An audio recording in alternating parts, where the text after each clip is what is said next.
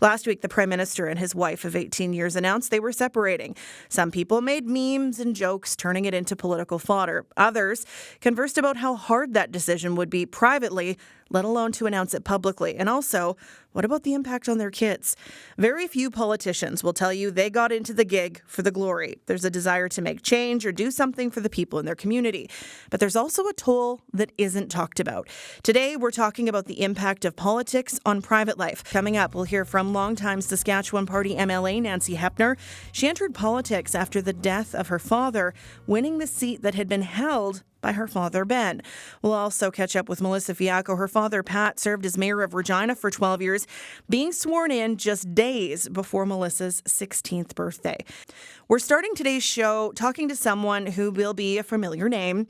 Ryan Miley is a Saskatoon doctor who founded a number of healthcare-related initiatives, such as the Student Wellness Initiative toward community health, the University of Saskatchewan's Making the Links program, and the Upstream think tank. He then turned his attention to politics, serving as an MLA for Saskatchewan-Meewasin from 2017 to 2022, and leader of the Saskatchewan New Democratic Party from 2018 to 2022.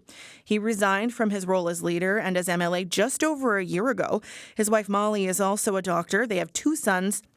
And today, they're driving back home to Saskatoon from a cabin in northern Saskatchewan. And since reception on the road is spotty, we caught up with Ryan when he was with his family up north. Hi, Ryan. How are you? Good, Sam. How about you? Good. We were just talking off the air. You've been out for a year in what feels like a time warp. What have you been up to? Yeah, it seems like just yesterday and a really long time. I have been working in medicine. I work mostly in tuberculosis, so clinics up in the north for TB and then some inner city medicine. And I've been doing some writing as well and have a book coming out in October. I heard that, and we can talk a little bit about the book in a few minutes. But today we're talking about politics and the toll on families and personal lives. And you are someone, even before you got elected, that really wanted to be elected for a number of years. What made you want to get into politics? It all comes back to the same reasons why I wanted to be a doctor. I wanted to help people to be healthier, and especially those people who are struggling the most.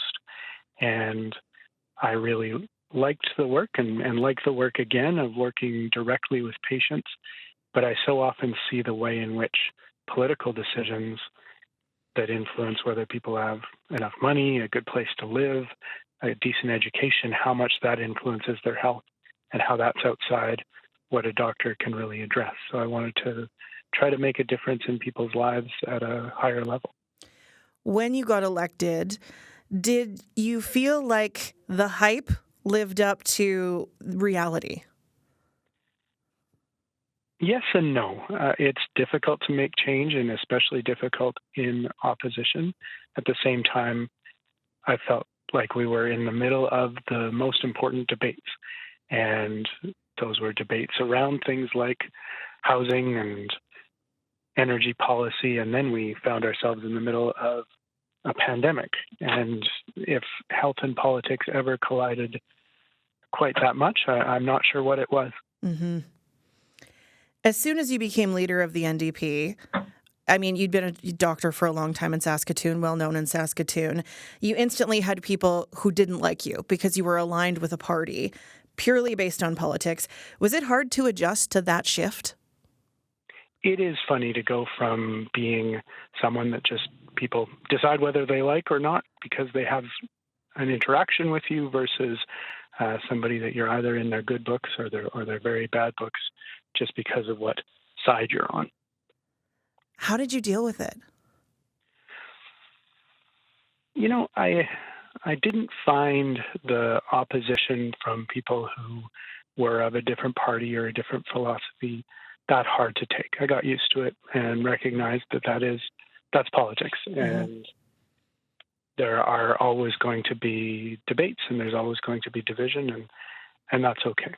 Sometimes I found it coming from surprising quarters, either from folks who you thought would be on your side, people on the same party who go after you. That's harder to take.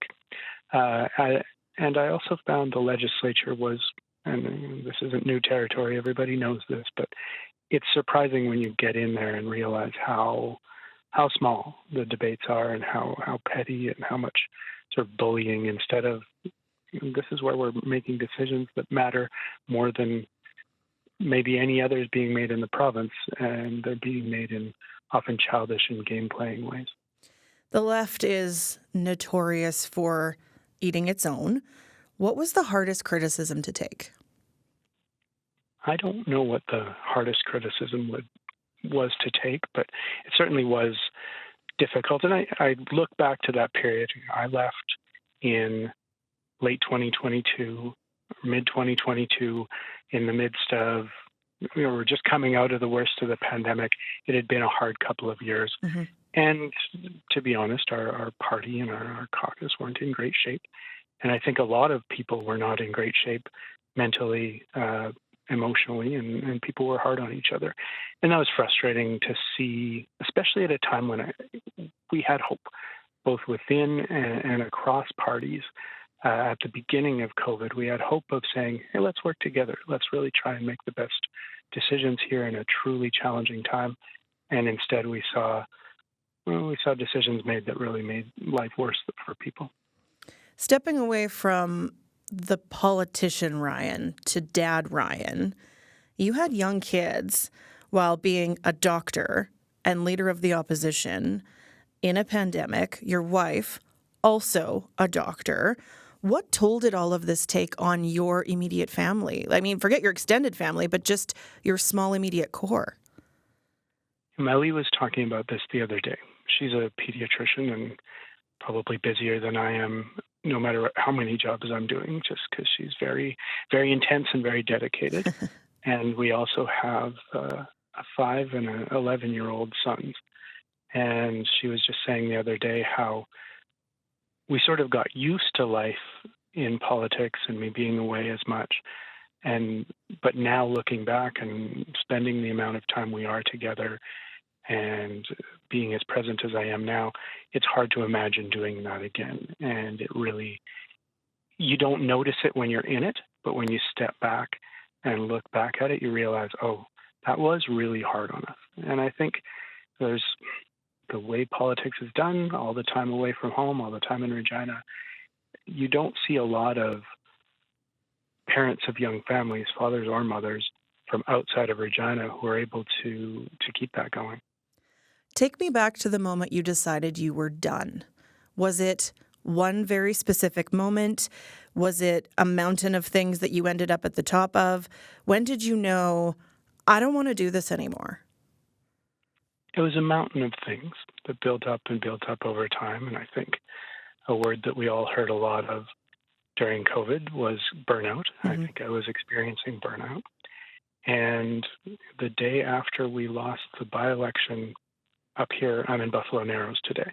The day after we lost the by-election up here in the Northwest, I started my morning by throwing a bottle of pills in the garbage can. I'd been prescribed antidepressants by my doctor because I just was not coping well. And I looked in the mirror and said, Ryan, you can either continue to take these, and no shade on anyone who uses them. I prescribe them all the time. It's a very important part of how we treat depression. But I looked at myself and I said, you can keep trying to squeeze every bit of serotonin out of your brain, or you can get away from the things that are causing you pain. You can make a better choice. And at that moment, I just decided it was time for me to move on and try to contribute in other ways because this wasn't working. Are you better now? Are you feeling better now? Much. Phases, right? Because after that, I then had to go through leaving politics and the sort of identity change and all of those feelings of, did I fail? Did I give up? All of those internal struggles. But if I'm honest and I look at myself in the mirror, again, I am a much happier, much healthier person than I was at that time. How long did it take you to shake the cobwebs, like to actually come out of the burnt out political mode and to come back to dad and doctor and family mode? about 6 months. I can remember the moment there where I got better, and it was the moment I pressed send on my manuscript off to the publisher and knew that I'd made my deadline. And in that process of writing that book, I'd really dug through and processed all of those experiences and gotten to a place of acceptance and comfort with the choices made and with the path ahead. The conversations you had with your wife about your political aspirations through your political career, through leaving politics, how has it evolved your relationship with your wife? That's a question that probably would take both of us talking about to really understand. Mm-hmm. We're probably closer again now than we were during the time I was away. It was hard on us at times. Anytime anyone asks me now, or Ryan, are you going to run to be an MP, or you're going to run for mayor or something like that, Melly says, no, I don't think he wants a divorce. So that's a healthy sense of humor. In that half-joking answer, I think I can see that it was harder on us than maybe I even understood at the time, or she did. We've been talking last week when the Prime Minister and his wife announced that they're separating after 18 years of marriage. After being in a high-profile political role yourself, do you see that headline differently than maybe just an average general member of the public? Absolutely. And I don't know the relationship. I'm not inside any of that, of course, and every relationship is different. But you can't help but wonder if the degree of scrutiny and life under the microscope and life away from each other didn't make that a lot harder to make it work. So you see the microscope that you were under, that the Prime Minister is under, that the government is under. Everyone faces this public pressure that has changed so much. What role do you see social media playing into that pressure, and is it a genie you can put back in the bottle? Yeah, the latter I don't know, but it sure would be nice to see us be able to change the way we talk to and about each other. The ability for people to do this moral grandstanding or just be very cheap and petty online. It's so easy for people from any direction to come and criticize and do so in ways that are personal and downright mean. And I see the way that people are treated online, and I'm sure I've slipped into it at times as well. It's just so easy when there's that distance of a screen and a keyboard to swing at someone that you would never speak to that way or speak about to someone they know or care about, even though that's exactly who's going to be reading those comments. Ryan, if someone came up to you and said, I'm really considering running for politics, whether it's municipal, provincial, federal, or even just in an RM on a council, what would you tell them, having been through all of this? I talked to them about the experience, but I don't regret doing it. It was absolutely worthwhile.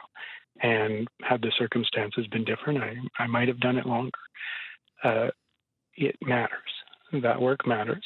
But it also matters a great deal who your supports are, who's around you that cares for you and will be able to go through that with you, and what your foundations are. Whether it's faith or a rock-solid set of beliefs, something needs to be your guiding light through all of that, and also be the guiding light that will tell you when it's time to quit.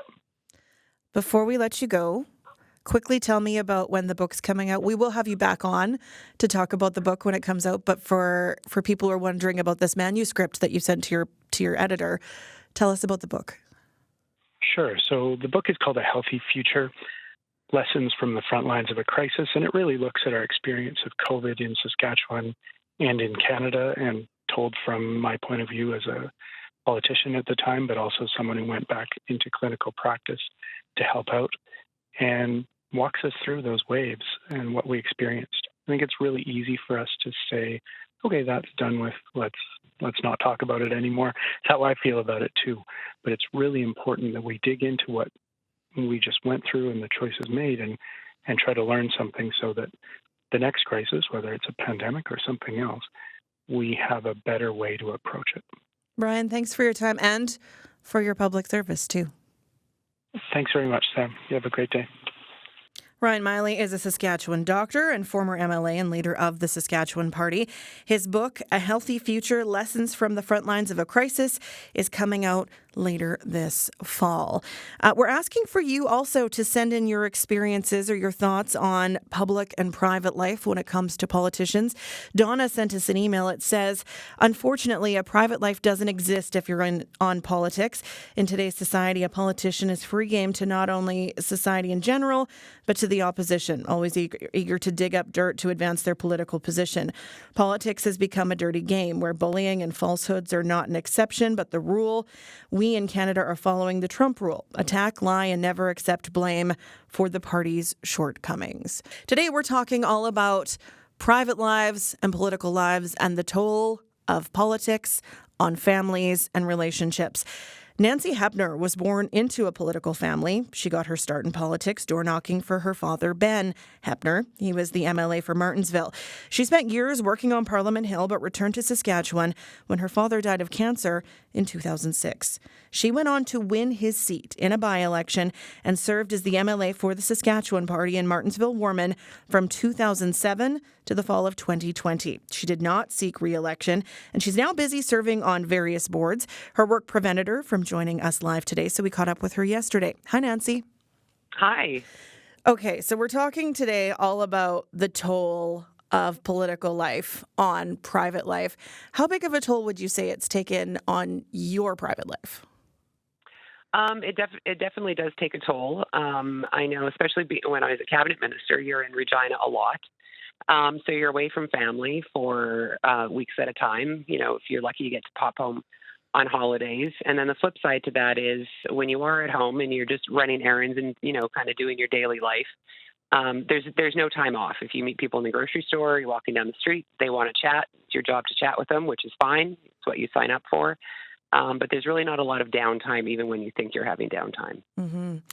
Let's go back to your dad, because he was also a politician. What was it like to grow up as the child of an MLA? I was a little bit older when he first ran. He was a town councillor and mayor of Rostern when I was in high school. So it's something that we were kind of used to, him being in public service. When he was an MLA, I was 24 when he was first elected. But for the most part, I lived in the same town that he did for the longest time. Mm-hmm. And you just notice the absence, that he's not around. He was really good about phoning us and talking to us on the phone as much as he could. But just kind of that day to day, if you want to pop in and say hi, you just know that he's not going to be there. And you get some of the residuals then too. People want to talk to you about politics, even though it's not you that's elected, but they still think that you have, I don't know, some say or sway in things, and still want to, you know, take some of your time to have those conversations with you, which when you're 24 years old, it's not the conversation that you really want to have. But at 24, you understand politics more than you would, say, at like 10 or 12. Did you have political discussions over the dinner table when you were together as a family, or did you avoid that entirely? Oh, no, we definitely did. Even before Dad ran, politics was a topic of conversation in our house. So it was not something that we ever shied away from as a family. But once he was elected, obviously, there was a lot more of that. What about the criticism? Because as much as people want to chat and in some cases are happy in some cases with the work that you're doing, there's also the flip side of that. And your dad was a politician before social media life. So Can you talk about the difference in experiencing criticism as the adult child of a politician versus being one yourself, and what that was like?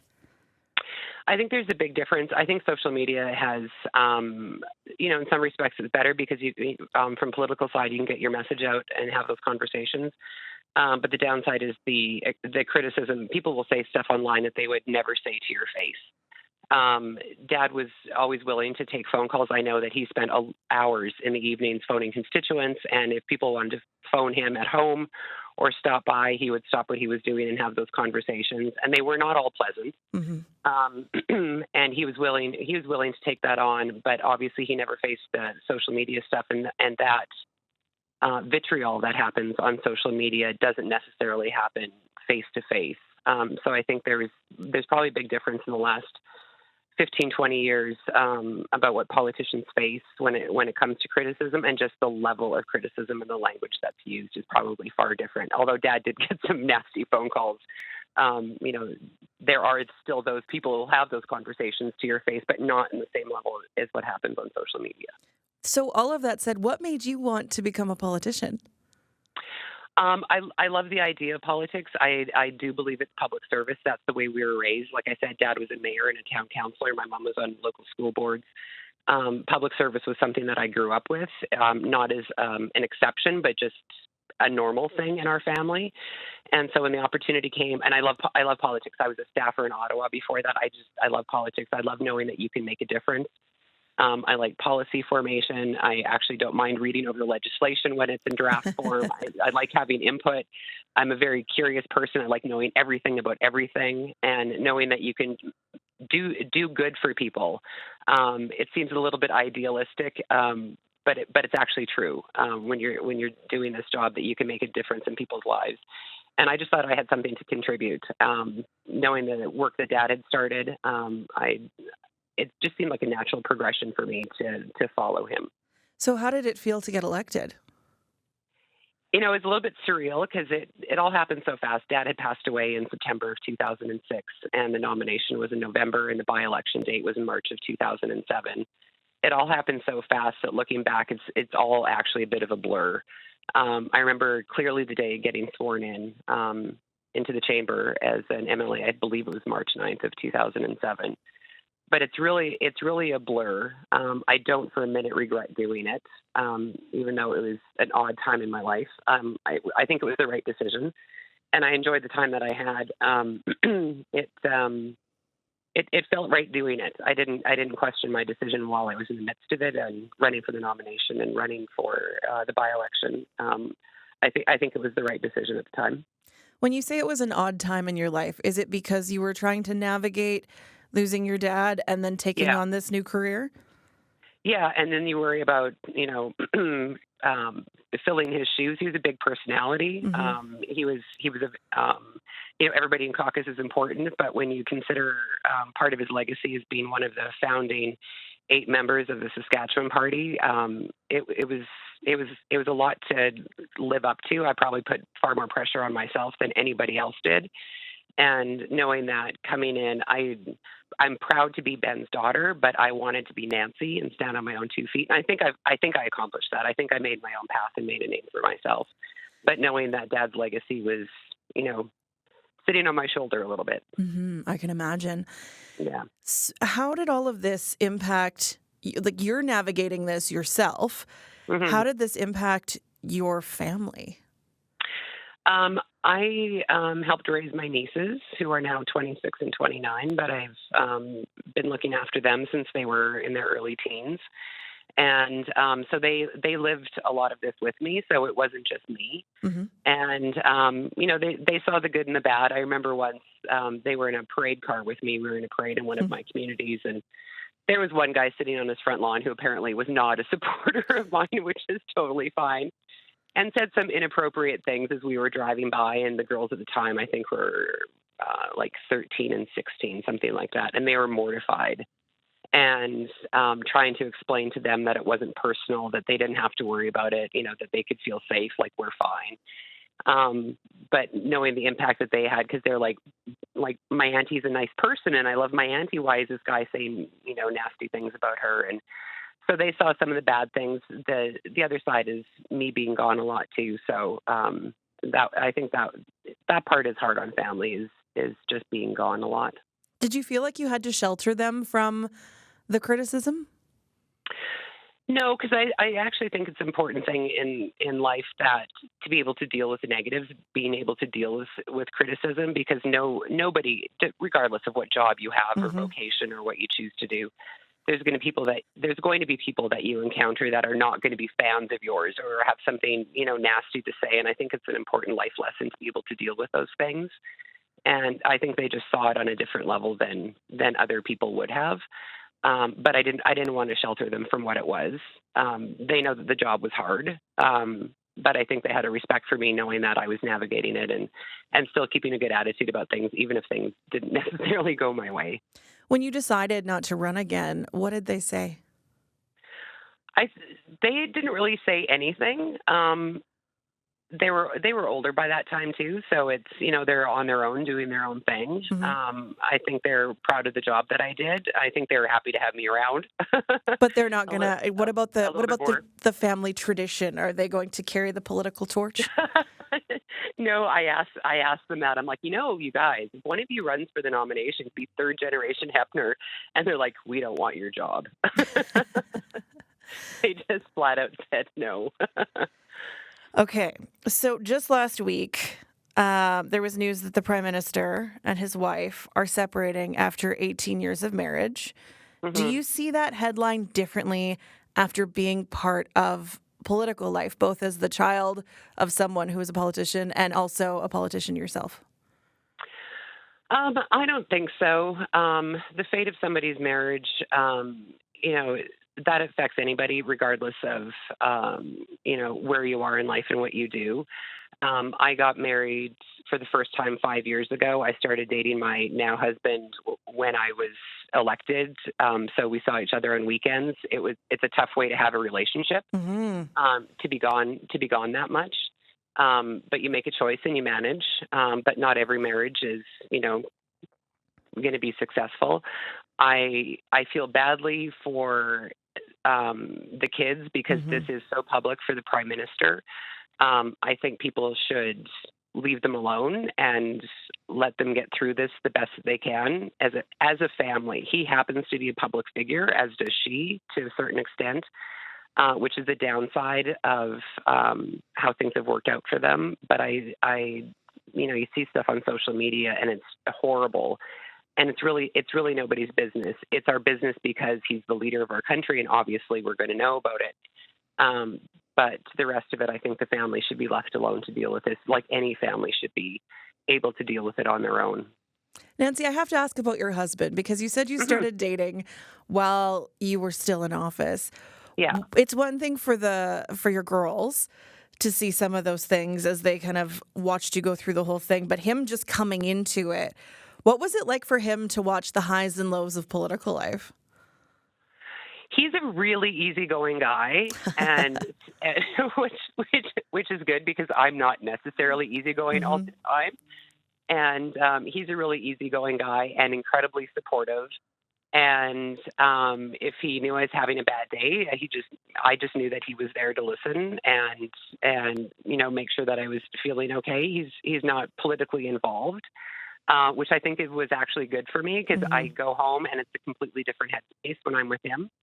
But incredibly supportive through the whole thing, particularly with me being gone so much. He's a very patient guy, and I think I'm very lucky.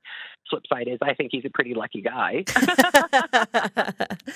But I think it was good for me to find somebody whose interests lie far outside of politics. Doesn't mean that he doesn't have opinions. He totally does. He's engaged and he understands and we have great conversations about that. But somebody who's not involved day to day in politics, I think was a good fit for me because, like I said, you can go home and completely separate. If I didn't want to talk about it, there's so many other things for us to talk about other than politics.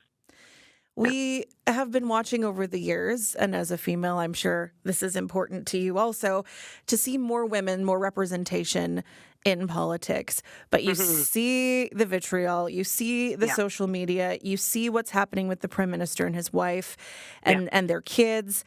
When you see all of these things happening, how do you convince more women to get into public service and to put their name in the hat for those elections? We're coming up on another election season.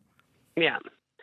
You know what? That's a great question. I have no easy answer to that. The choice that I made, because I got elected before social media was a thing, like Facebook was kind of new-ish. In 2007, it was.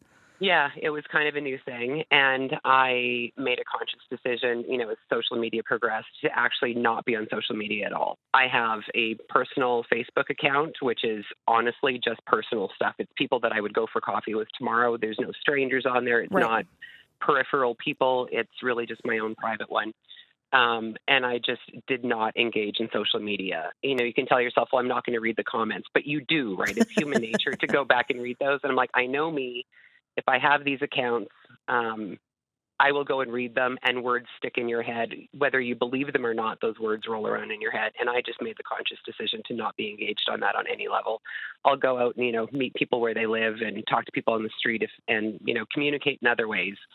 But I just stayed off of social media. I knew it was not going to be good for me on a mental health side. And I know it's the way now. It's different now than it was in 2007. But if there's any way to not engage in that process, I think that's probably a healthy choice.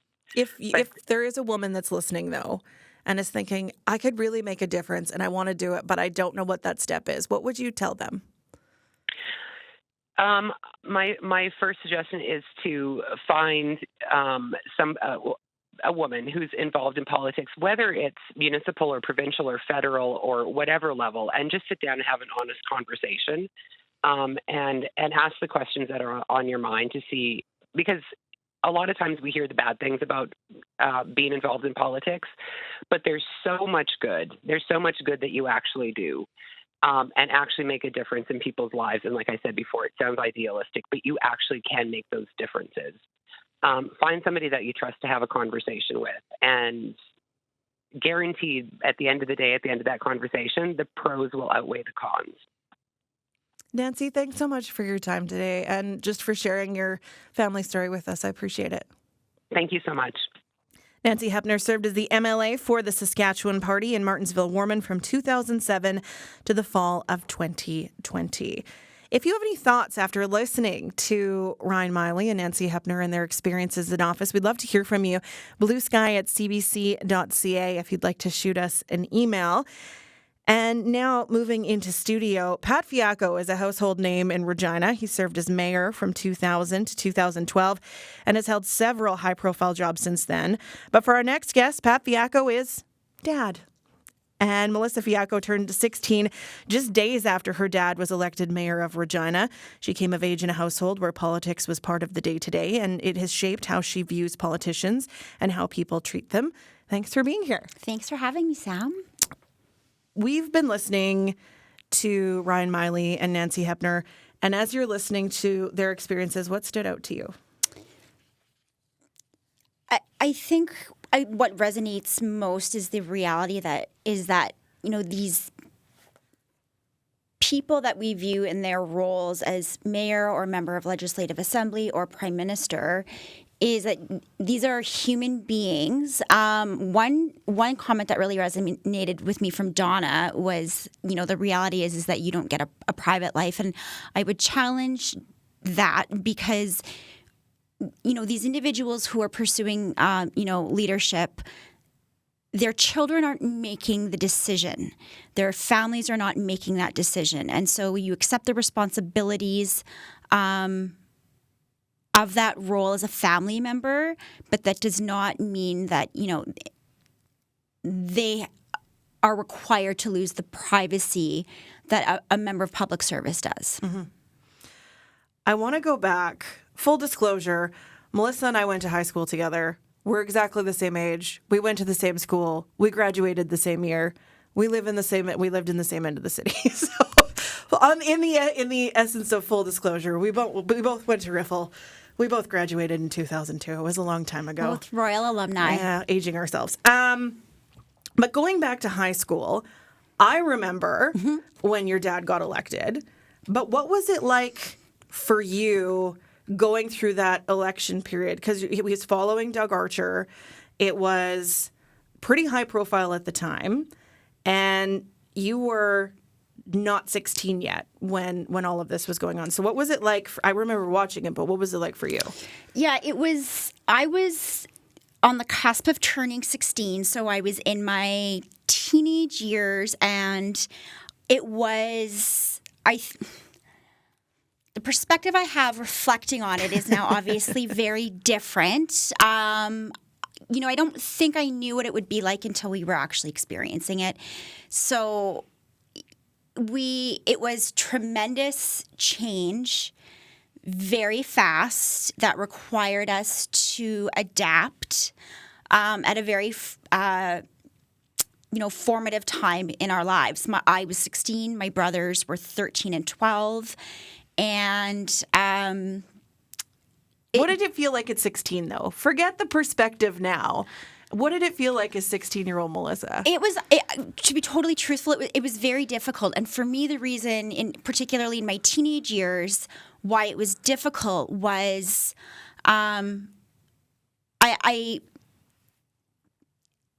gained this identity as mayor's daughter, which is not problematic or insulting, but it was at a time in my life where just every teenager wants to gain their own independence and identity. Mm-hmm.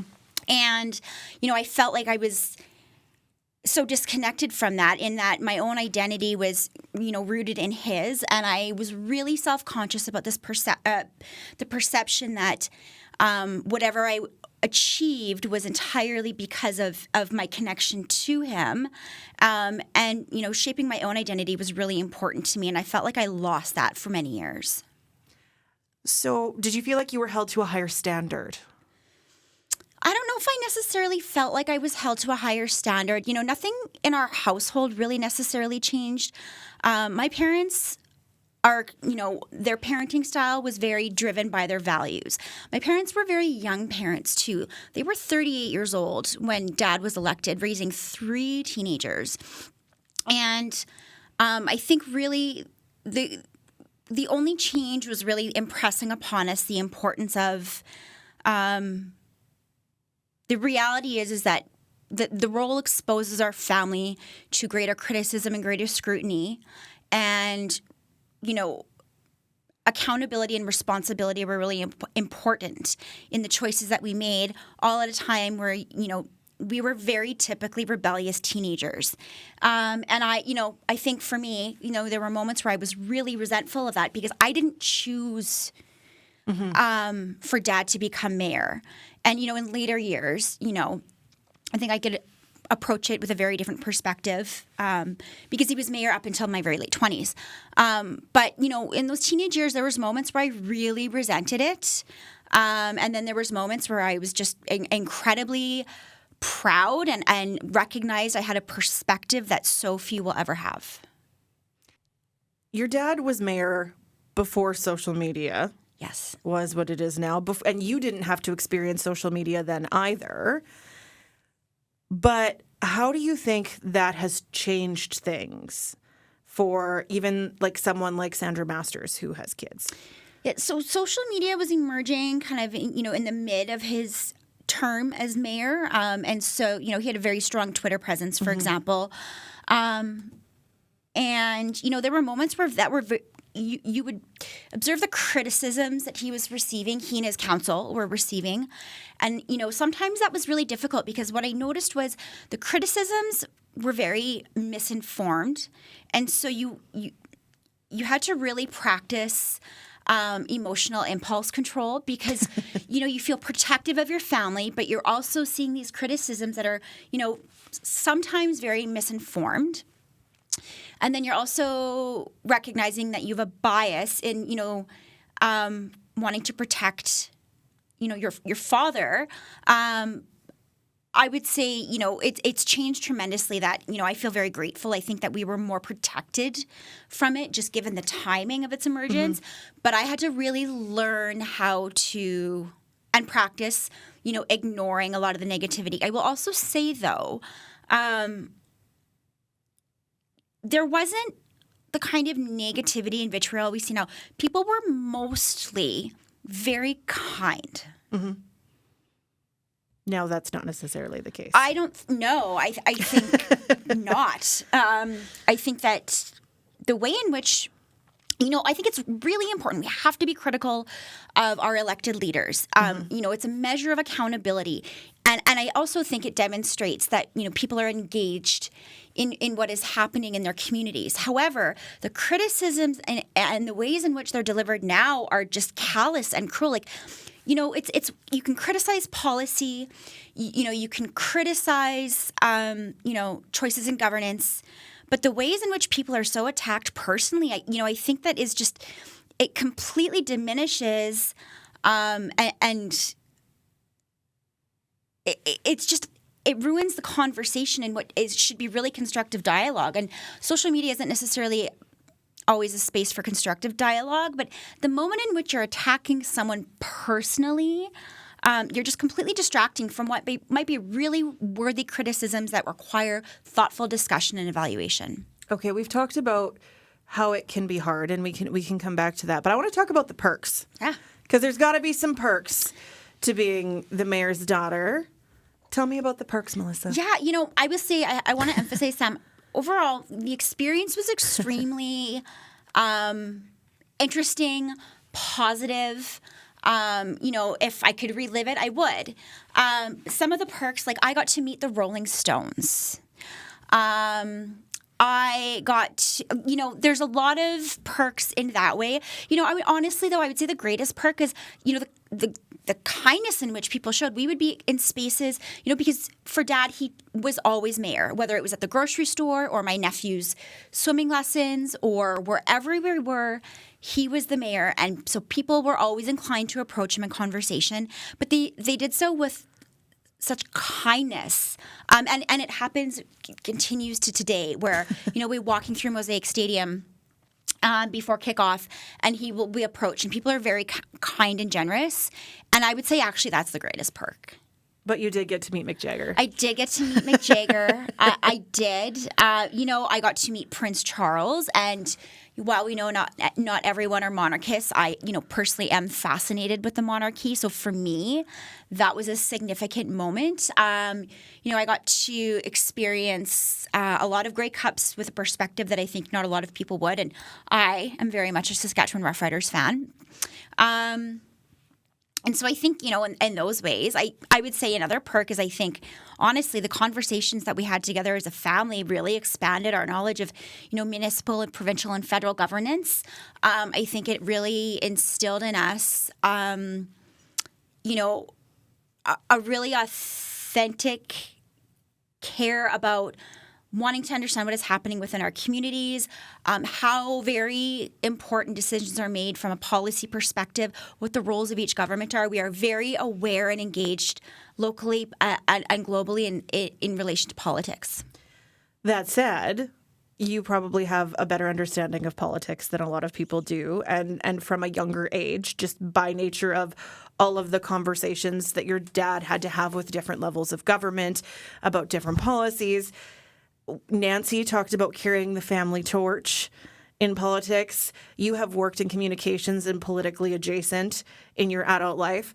Is there any desire in you to work as a politician? At this time, I have no aspirations to pursue a political career. What about working in politics alongside a politician?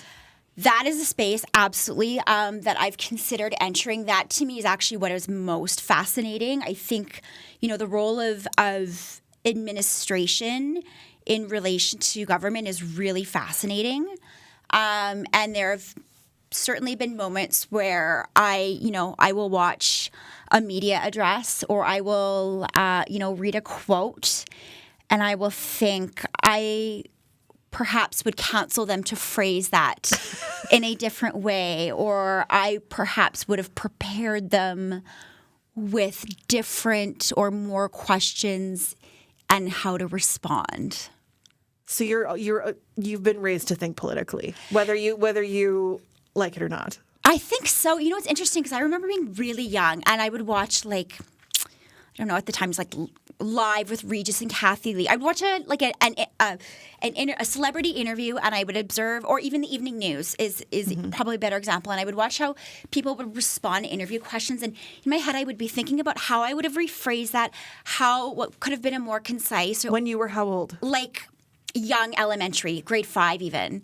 Like that has always been, I think communications and public relations is inherently always been within me. What do you think your dad would say if you got into politics? You know what? I actually think he would probably be my greatest champion. Yeah. And he is, I think in very casual ways encouraged it. Dad and I are the exact same, but so different in other ways. And I will say he would be my greatest counsel, my greatest champion, my greatest mentor. But again, that continuation of comparison I think would be really hard to disconnect from. Mm-hmm. As we're coming up on the end of the show, as we talked about this at the beginning, and I want to bring it back to the public and private life of politicians and their families, and as the Trudeaus navigate what's next for their family, and as we are in a by-election today with potentially new politicians in whichever parties, however that works out for them today in the by-election, and then as we get into election season next year, what advice do you have for family members of politicians as they're getting into this? Because like you said, you didn't choose the life you had, but it's worked out pretty good for you. But what advice do you have? Yeah, I would say, I think this is going to resonate differently depending on what age you are, but I guess I can speak to, starting with, adolescence and in, to early 20s, I would say is embrace it wholly in that, really embrace it with curiosity while recognizing there are moments where it is going to be difficult. You will be, exposed to criticism and perception that is going to feel really unfair or really misplaced. But it is such a rare opportunity, and take advantage of, every opportunity to nurture relationships. That is one of the greatest gifts that role gave me is, the people in our community in which I was able to nurture relationships with, created a connection to people I probably wouldn't have gained otherwise. And I would also say is, understanding, your parent is in a role where, there's an opportunity to have profound impact. And so, it's not your responsibility to support them in any way, but really understanding, ask them a lot of questions. I really wish in my teenage years, I wish I would have asked Dad more questions. As really important decisions were being made by council, I wish I would have asked more questions. Why? Just because sometimes, he in moments where he's reflecting on, certain moments in his career as mayor, and he talks about the outcomes of decisions, I learn a lot, and I didn't know at the time, just I think because I didn't really ask those questions. Mm-hmm. Maybe I just didn't know I didn't know to ask those questions, but I would say, really seek to understand if you can. All right. Thank you so much for sharing your experience with us. Thank you for having me. It's nice to know that in this room, I'm not going to get called to the principal's office this time. Which she did a lot when we were in high school. Fun fact. We had a very different academic careers. We did. Melissa Fiacco works in public relations in Regina, and she is one of the 3 children of former Regina Mayor Pat Fiacco. Thank you for being here.